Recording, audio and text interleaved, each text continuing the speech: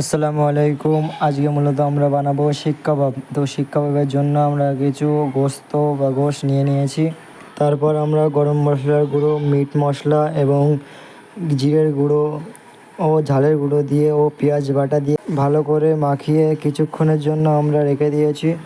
রাখার পরে আপনারা দেখতে পাচ্ছেন শিকের মধ্যে ঢুকিয়ে আমরা আগুনটা আগে থেকে রেডি করে রেখেছিলাম।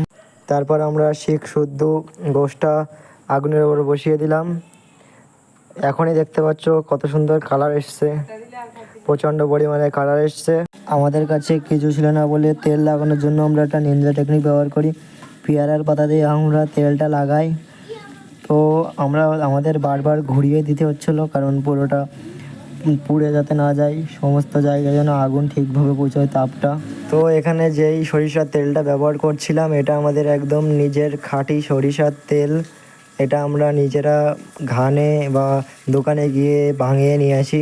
এই খাঁটি সরিষার তেল যারা খেয়েছে তারা জানে কেমন স্বাদ, তরকারি একদম স্বাদটা পাল্টে দেয় এই খাঁটি সরিষার তেল। তো যাই হোক, আমাদের শিক কাবাব রেডি হয়ে গেছে। দেখতেই পাচ্ছ কেমন কালারটা এসেছে, খুবই সুন্দর লাগছে। তো ভালো থাকবেন, সুস্থ থাকবেন। আসসালামু আলাইকুম রহমতুল্লাহ।